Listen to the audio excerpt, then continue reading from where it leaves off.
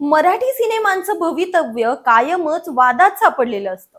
Hindi सिनेमांची monopoly, Marathi सिनेमांना मिळणाऱ्या मोजक्याच screen आणि मुख्य म्हणजे प्रेक्षकांपर्यंत पोहोचण्याचा संघर्ष, याच मुद्द्यावरून पुन्हा एकदा वादळ उठलं आहे। आणि यावेळी आवाज उठवला आहे एका मराठमोळ्या अभिनेता दिग्दर्शकाने, पुष्कर जोगने। नमस्कार, मी अंजली आपलं स्वागत करते पोलखोल मध्ये। बॉलिवूडचा भाईजान सलमान खानचा सिकंदर हा चित्रपट मोठ्या अपेक्षांसह प्रदर्शित झाला, पण प्रेक्षकांना हा चित्रपट तितकासा भावला नाही। कथानकात दम नसल्याने प्रेक्षक नाराजी व्यक्त करताना दिसत आहेत। बॉक्स ऑफिसवरही सिकंदरची कमाई फारशी प्रभावी नाही, मात्र याचा फटका मराठी सिनेमांना बसत आहे। बॉक्स ऑफिसवर कमजोर चाललेल्या सिकंदरसाठी काही मराठी सिनेमांचे शो काढण्यात आले आहेत। विशेषतः अभिनेता आणि दिग्दर्शक पुष्कर जोगच्या हार्दिक शुभेच्छा या चित्रपटाच्या शो संख्येत घट करण्यात आली आहे। यामुळे पुष्कर जोगचा रोष व्यक्त होणे स्वाभाविक आहे। पुष्कर जोगने आपल्या इंस्टाग्राम स्टोरीवर पोस्ट करत संताप व्यक्त केला आहे। तो म्हणतो, सिकंदर सारखा चित्रपट आला की आमची दुसऱ्या आठवड्यात चाललेली फिल्म काढायची। खरं तर मी गुंड असतो तर बरं झालं असतं, निदान राग काढता आला असता। यासाठी कोणी कधीच काहीच करीत नाही याचा अभिमान वाटतो। त्याच्या या पोस्ट नंतर सोशल मीडियावर चर्चा रंगली आहे। अनेक मराठी चाहत्यांनी त्याला पाठिंबा दर्शवला आहे।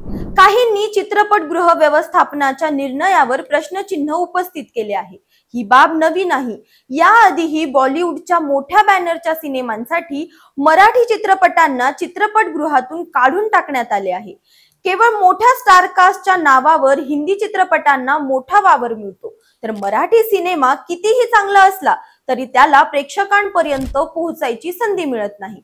मराठी सिनेमा केवळ दर्जेदार कथा, दमदार अभिनय आणि उत्कृष्ट दिग्दर्शनावर उभा राहतो। त्याला मोठ्या प्रमोशनचा गाजावाजा नसतो, तरी तो प्रेक्षकांच्या मनात घर करतो।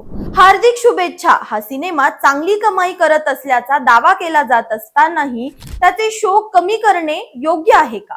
मराठी सिनेमा हा केवळ महाराष्ट्रातच नव्हे तर जगभरात आपली ओळख निर्माण करत आहे। सैराट, नटसम्राट, लय भारी आणि वेड यांसारख्या चित्रपटांनी मराठी सिनेमांचे सामर्थ्य दाखवून दिले आहे।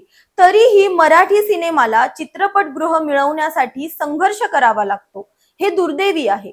मराठी सिनेमा मोठ्या प्रमाणावर लोकांपर्यंत पोहोचावा यासाठी सरकार आणि प्रेक्षक दोघांनीही पाठीशी उभे राहणे गरजेचे आहे। नाहीतर असाच अन्याय मराठी सिनेमा सोबत होत राहील आणि उत्तम कथानक असलेले चित्रपट दुर्लक्षित राहतील। पुष्कर जोगने पोस्ट मध्ये हॅशटॅग दिला आहे, जोग बोलणार। आणि खरंच आता फक्त जोग नव्हे तर प्रत्येक मराठी सिनेमा प्रेमींनी बोलायला हवं, नाहीतर उद्या मराठी सिनेमा नामशेष होईल आणि फक्त मोठ्या बजेटचे बॉलिवूडपट थिएटरांवर अधिराज्य गाजवतील। तुमचं यावर काय मत आहे हे कमेंट करून नक्की कळवा।